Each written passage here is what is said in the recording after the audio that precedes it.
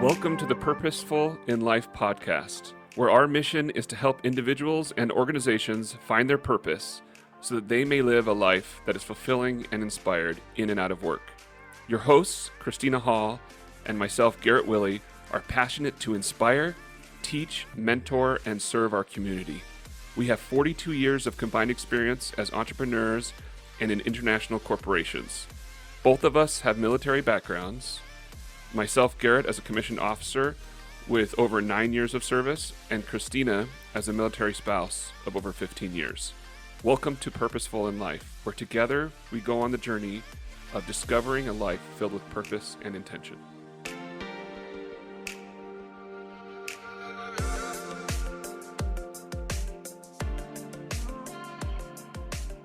All right, welcome back to Purposeful in Life, the podcast with Garrett Willey and Christina Hall, where we are here to help you discover your purpose so that you can live a fulfilling life in and out of work. And that's what we're here for.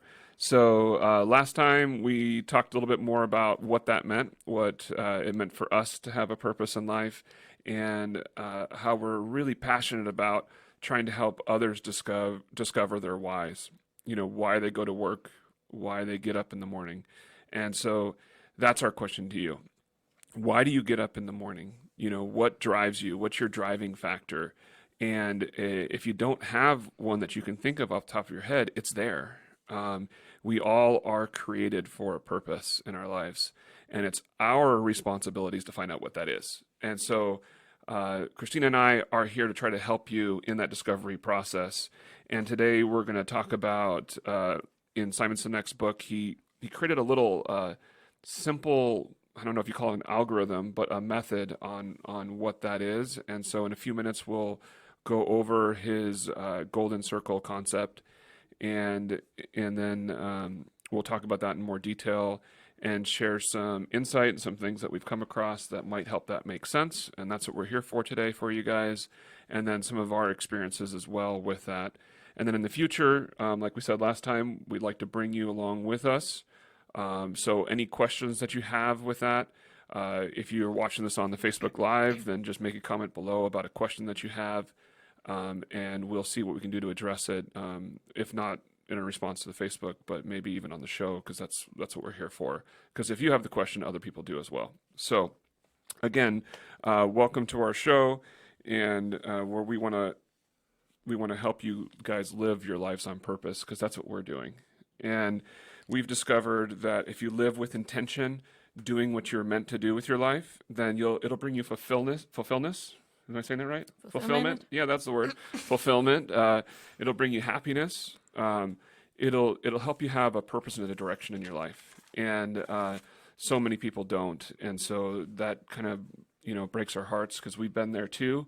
And we've realized and discovered that we've just kind of floated through life in the past, and we're not going to do that anymore. And we'd love it if you guys didn't as well, because then you can have a good life and you can actually be working towards something.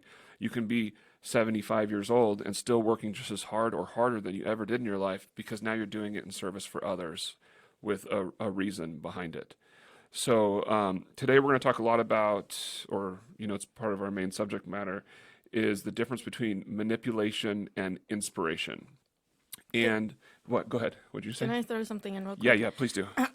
Because of what you just said, Americans, there has been a study done, and 80% of Americans don't love their job or don't have their dream job right now. Mm-hmm. And what we're talking about and why we're doing this is because once you realize your purpose, and once your work is fulfilling you, you are happier, you love going to work. And that's a weird sentence, saying that you love going to work. Mm-hmm. You're more productive, you're more creative, everybody around is going to be happier too, and it's easier to collaborate and work with your teammates and coworkers. Yeah, and if you discover that the job that you have is not going to fulfill you, then you can start making plans on how to get to that, how to do that in your life. And that might mean that you have to sell your house and your cars and, the fancy stuff that you've grown accustomed to, because maybe you're going to go from a job that makes $70,000 a year to one that makes half that. But does that really matter? Does the material stuff really matter? Or does doing what gives you purpose and brings fulfillment, what matters in life. Because if you come to the end of your life and you're just miserable, yeah, maybe you have money saved up, maybe you've gone on some vacations, but we just don't want to live our lives for the weekend. I don't know what the weekend is, but that's because I'm an entrepreneur. I'm a business owner, and sure, I take a day off here or there, but it's not necessarily a Saturday or a Sunday. Sometimes it lands that way, but really, if I'm working towards either like creating this podcast and content where I can help other people, or I'm working on my business development or how I want that to grow, or working on serving somebody else, it doesn't feel like work anymore. And we want that for you guys. And that's the purpose, so that it Yeah, doesn't feel like work. yeah. I, I mean, that says it all for me. So manipulation versus inspiration. Um, Maybe the easiest way to talk about this is if you're inspired by it, it doesn't have to be like uh, John F. Kennedy or uh, you know, she's some huge influential person. Like Kennedy took us to the moon, right? So like he had that dream and vision and implanted it into America. Ask not what you can do for what your country can do for you, but what you can do for your country, right? He had a bigger dream and vision, and that brought success to our country at the time. And there's probably 1,000 stories like that where leaders had a dream and a vision and a purpose that was in serving a greater good in the community. And that's what we want to learn how to become ourselves. And that's what inspiration is, right? When it's something greater than yourselves. And that's where the why and the purpose comes behind that. Versus a manipulation is like the product that you want. That car is on sale. There's a big rebate. All of those things. That's what we deal with in life. Most of the products and services that we come across are manipulations. For instance, I'm in a Business Networking International group for my roofing business, and we were doing a little class that was talking about how to have one-to-one type meetings where you're with another individual, like Christina and I sit here talking if we're talking about our businesses and stuff. And I was sitting there with two other individuals, and they were asking me questions about what I do for a living. And they kept on asking about things like features, advantage, and benefits. I think that the population has been programmed that features, advantage, benefit of whatever product or service you have and the price of that product is what's most important. I guess a good way to do this, to explain this, is I was recently looking for a new phone system for my business that I'm going to be implementing this week. And I spent like over a day trying to figure out how do I get a voice override IP type system so that I can receive phone calls and have a messaging service down the road that would answer the call for me and could have a vanity phone number that would go to that so I can use it for that. And then I could do marketing through my website with it and be able to do text messages. Like I had all this whole slew of stuff that I needed. And I was talking to a company, and I'll leave them unnamed, even though it's like going over and over and over again in my head because I don't want to disparage anybody. And they were like, "Oh yeah, we can do this for you and set up the phone for you in your home office for $20 a month. And if you call back, I might not be able to give you the same price if you talk to somebody else." And they just got done telling me that they couldn't take the vanity phone number that I'd spent a bunch of money on, and then they were like trying to close me on the sale, and I was like, it doesn't matter if it's $1 a month, because if it doesn't do what I need it to do, right, then what difference does the price make, right? So that's back to the manipulations, right? Is that people will throw out an ad for you for like a computer or a phone or whatever it is. In this case, it was having the phone line for the home office. And they're like, well, it's the best price. Well, if it doesn't meet your needs, then that's just a manipulation. And what we want to do in business as well as in life is have it meet the consumer's needs, right? Not just be based off of price. So when I was sitting there, and I didn't realize that at the time when I was doing that little class for the one-to-ones in the business networking group, but when I was sitting there talking to them, one of the other business owners kept on asking me about what it is that you do that's different than everybody else. Mm-hmm. Well, I install roofs, and I'm like, didn't know how to answer her question because she was asking about feature advantage benefits. And I was saying that finally I told her, I was like, listen, you need to stop it. And I think she was taken aback because I was like, stop it, knock it off. She was like, what? I'm like, knock it off. You know, I was frustrated. I was like, I realized that I was getting frustrated, that I wasn't communicating what I wanted to communicate because she was trying to push me to the direction, which is what she's been programmed to do. And there's nothing wrong with that. It's just Yeah. what we've all been programmed to do. Why do we buy from you? Why is your price better? I'm like, well, maybe it isn't. You Mm-hmm. know, why is your product better? Well, I believe it is, but somebody else might not, Yeah. you know? So, because, you know, everybody has different opinions and access to different information. And finally, I was like, stop, it doesn't matter. And they were both like, what doesn't matter? Right? What you're asking doesn't matter because all that matters is the products that I offer are based on the individual person, right? That I'm Mm-hmm. talking to. So unless I know what's important to that person and what it is they're looking for, and I see if I have something that matches them, there's no point in it. I don't want to like put the car ad on the in the newspaper that says, "Oh, you can buy this car for $13,000." So what? Yeah. You know, I was driving down the freeway and I see this little Honda dealership and it says like 13,995 for whatever car it is, and I'm like, so what? Yeah. It could be $1. If it doesn't meet your needs, you're just buying it because it's cheap. Are Mm-hmm. you going to be happy with that? Maybe. Maybe you'll be lucky and it'll be like, oh, this is cool. This meets my needs. You know, I want the 99-cent cheeseburger, right? But you might not feel good after eating that 99-cent cheeseburger.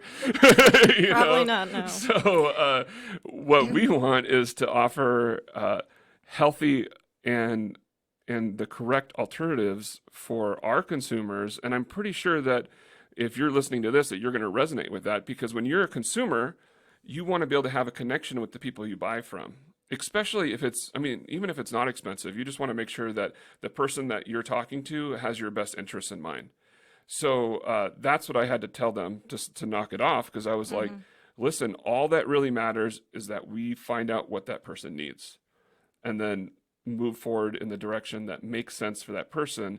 And if both parties connect and feel like there's like this is a place to move forward, then we go to the next step. You Mm-hmm. know, not like let's talk about price to price to price because it's never the same. You know, one product, you can have two of the same manufacturer and still have a ton of different options in there, just like cars have, you know, Yeah. All the dozens different of different features. options and features Yeah. that you can get. And someone's like, well, I can get it for 29.5 here and you're 32,000, but the 32,000 might come with navigation and a sunroof or something. I don't know. I'm not a car guy anymore, but that I was don't just know. an example. And the same thing works in my industry, and I'm pretty sure in all industries. So, what we're trying to say here is there's a difference between manipulation and inspiration, and a difference between your purpose and your why. For us in business, it's to make sure that the person that we're serving is getting what they need. And for an individual, it's about service of others. So, both the business and the personal for us and I think for people that are listening to this, it's about the service of the people that they're working with. So why not like, you know, whittle down on that and try to figure out what that purpose is for you and for your business. And so that's what we're talking about. And most companies, like probably 99% of companies, are focused on the manipulation. And all that Yes. does is create like price wars back and forth because it's not about It's not actually about the resonating with people. consumer. No. I mean, so like we're going to talk a little bit if we have time about Apple because that's probably the easiest company to talk about because they have a vision that they stand behind, you know, a purpose, a why, and that has made them a successful company. Because there's lots of companies that make phones, there's lots of companies that make computers, there's lots of companies that make MP3 type audio recording devices. Apple tried to be innovative with what they're doing, and change the market, you know, and come from a certain point of view of what they believe in and see if you resonate with that. If you do, great. If you don't, go buy something else. Yeah, I mean, they don't have a lot of market share compared to, Dell and HP, whatever, all the others, but they don't care. They're way more successful than Yeah, other companies too. yeah. So, Christina's going to talk a little bit about marketing because that's where she comes from. So I'll shut up and let you talk about that. But it's all in relationship to what we're sharing right here. Yeah, it's marketing how I was when I went to college. I had marketing as a major, and it was all about the four P's. I know nowadays it's like up to seven P's, but we're gonna focus on the four P's that I studied and learned with, and which is pretty much still true, the basis for all marketing these days, and what I see a lot of companies use, and that is product, place, price, and promotion. Like Garrett already said, usually companies try to underbid or undersell others and go down with the price, and then it's just a pricing war. And if you don't have the market share, it's not profitable in the end. The same thing, everything what the four P's are standing for are pretty much the what they do, and not why customers should actually buy it. It's all about trying to get the product out, but not even trying to make the product fit for the ideal customer. Yeah. What else? Yeah, that companies are just stuck on those four P's instead of going up like what Apple did. And maybe it's easier to explain on Apple's marketing message. So if they would go the traditional route like everybody else does in the market right now, they would probably say, hey, we make great computers. They're, beautifully designed, simple to use, user-friendly. Want to buy one? And you're like, how does that make you feel? Like, what do you feel when you hear that? It's like, okay, well, yeah. They're just like everybody else. Yeah, well, maybe I need a computer, maybe not, I don't know. But what Apple is actually doing is they came together as a company because they wanted to challenge the status quo, and they wanted to challenge the conventional thinking patterns of what's in a customer's perspective and how the world operated on a whole nother level. So they always believe in challenging the status quo and believe in thinking differently. So they challenge the status quo by making the product beautifully designed and simple to use and user friendly. And they happen to make great computers. So do you want to buy one? It's a whole different message. Yeah, their message is about who they are and what they believe in Yes. instead of that they're a computer company. Yeah. And even like in 2007, because they ventured out and saw that there are so many more opportunities to challenge the status quo in the current market, they changed the name from Apple Computers Inc. to Apple Inc. But I mean, they wouldn't even have to do that because people understood their purpose and the why they were doing it. They would have bought anything from them, like their followers, and that resonate with that message. Yeah, I have an Apple phone and I can't use anything else. I just, and then of course, like, my parents are a little bit older. My mom's like 68 and she always asks me for help with her phone. And she has like a Samsung and I'm like, I can't help you. I don't know how that phone works. I've had nothing but Apple for like a decade. And then I have like the iPod and or the iPad. Yes. I have that, and I love that too, and I use it all the time.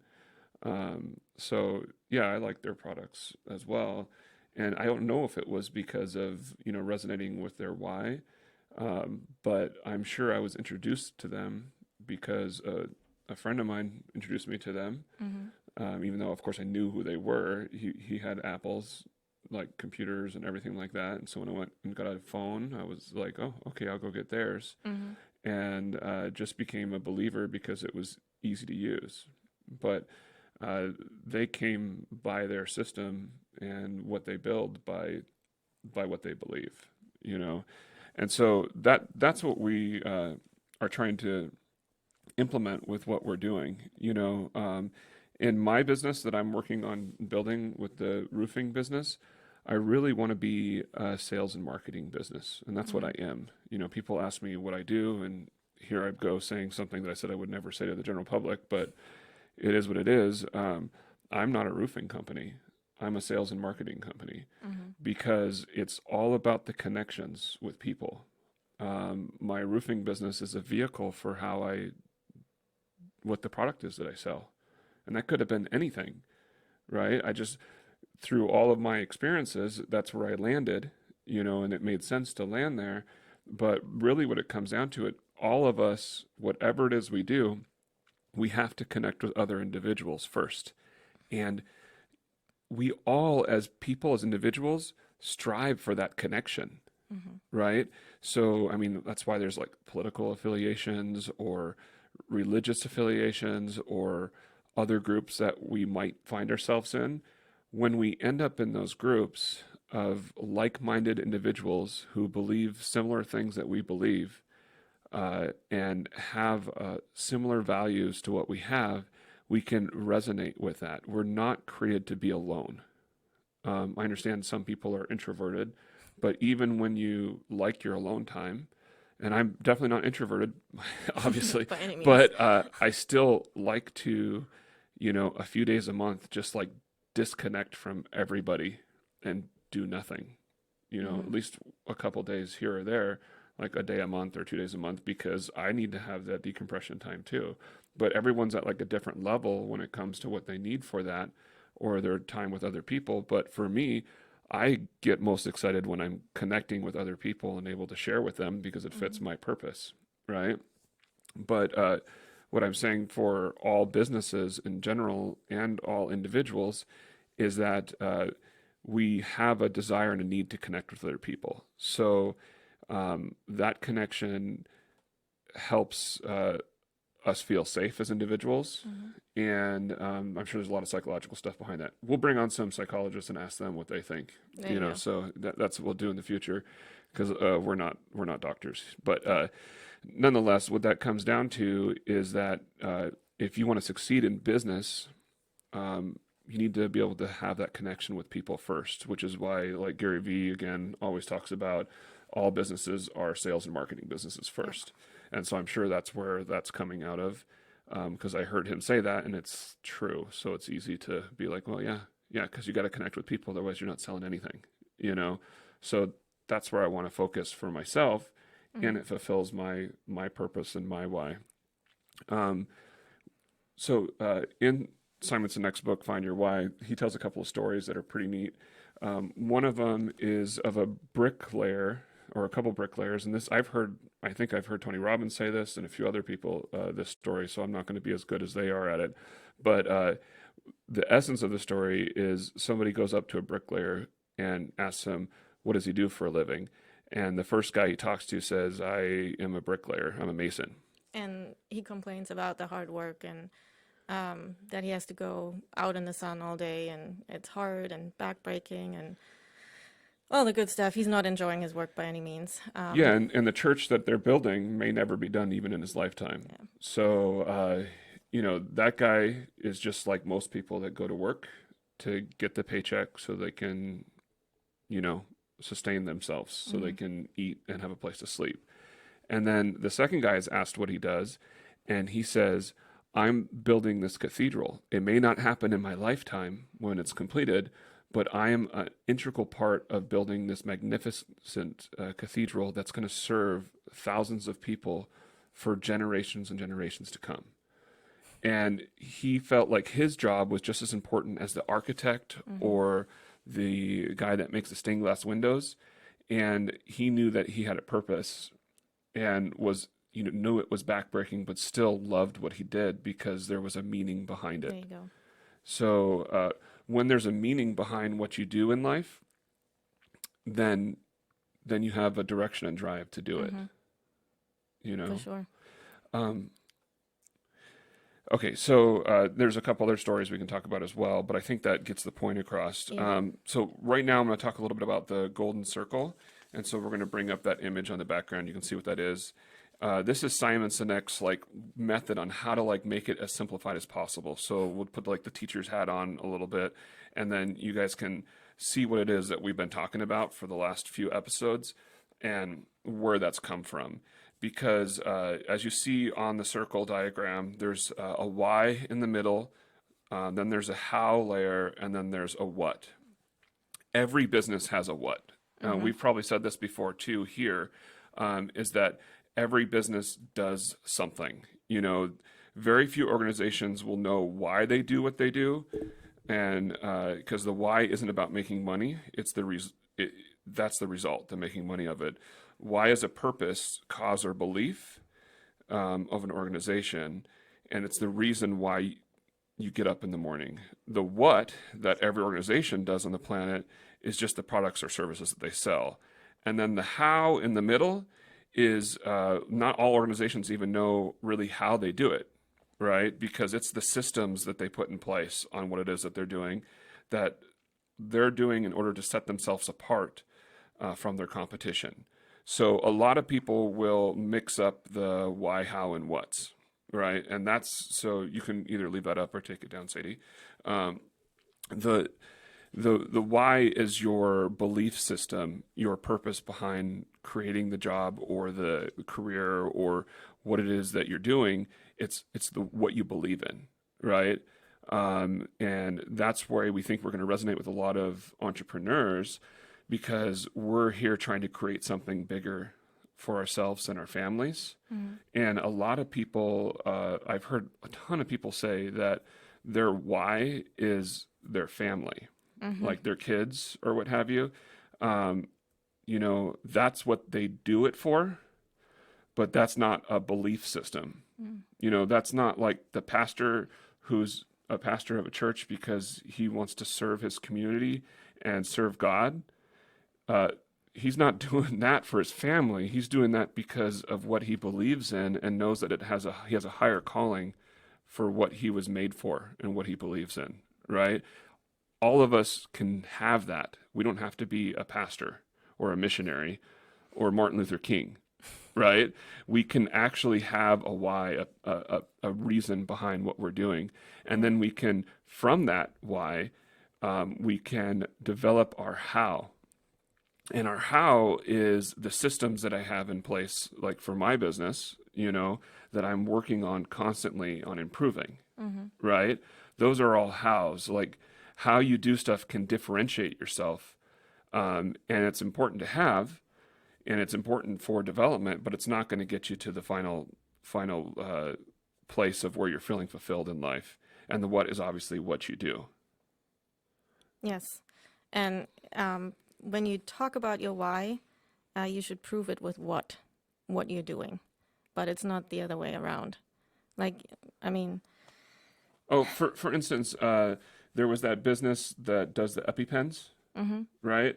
And that's when it somehow the owner of it, I think it was like 2016 or something, when he decided he was going to like jack up the price really high. Yeah.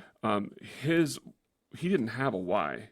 He had just to make money, right? If his why was to provide life-saving healthcare for people, it wouldn't have been like, how can I make more money? Right? It would have been like, how can I provide more products like this to serve the greater community and the greater good, right? Well, what happened when he raised the price is that there was an outcry because people hated it.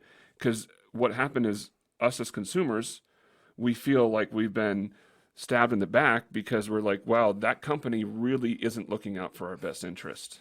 Yeah. They're only there for themselves, right? So then he got a lot of backlash. I don't know what his name is. I'm sure you guys can look it up. And he ended up making like coupons for people that couldn't afford it or their insurance wouldn't pay for it so they could get it at the reduced price, where then he can still charge the rest to the insurance companies and those that can afford it. The coupon is back to that idea that we were talking about before, which is manipulation versus inspiration. The coupon was the manipulation, right? In order to continue to sell the products without like having the government step in and take over his company or whatever would happen there. I don't know. But he was getting a lot of backlash from that. So what we're getting at is if you have a why that you did believe in, you know, making sure that the consumer is being taken care of and their health is being taken care of, you would never be looking out for how do we make the most money. And it's not that businesses can't make money, because we should all make a living, and wealth is not evil. You can create wealth. The thing is, what we want to do with wealth that is created, if that's just to, why people don't resonate with and hate the idea that CEOs can make $50 million while the employee makes, $50,000, is because we feel like they're doing that on the backs of all the employees without looking out for anybody else but themselves. Yeah. So that's where there's a disconnect. Yeah. I know we're like almost at the end, but to summarize, because you said it's so hard to understand the golden circle, like when you first get in touch with it, like I had problems to really understand the why and grasp that and differentiate like what my why is instead of what my how or what is. Mm-hmm. So Simon Sinek talks about that too, and I really like what he says is that why is the belief, why you do something, like we said, and how are the actions that you take to realize that why, and what is pretty much the result of those actions. Mm-hmm. I think that helped me to really understand the concept of that. Cool. Well, we're gonna, if you can post that on the Facebook thread, that would be really good, so people can actually see that, and maybe we can probably find that in like a meme or make an image for everybody. Yeah. Because I think that's can you say it one more time? Because that's what I think we want to end with, is what that statement is. And then next time when we come back, we'll either go into more of finding that statement for yourself, which would make sense for our next episode. Episode 5, that'll be. And episode 6, I think we'll probably have a guest on for episode 6. But so we're going to close with Christina saying that quote from Simon Sinek one more time. And then hopefully that will resonate with you. And please, again, get back in touch with us, either through Facebook or Instagram or some other source, and let us know what you think of this episode as well as others, and what you'd love to learn from in regards to what we're talking about. Because we want to share more with you, and the more feedback we get, the more we can provide valuable information that'll help you grow as an individual and as a business. So Christina will end it with that quote one last time. All right. So the why is your belief. The how is the action you take to realize that belief. And the what is the result of those actions that you take. Thank you for joining us. Thanks, guys.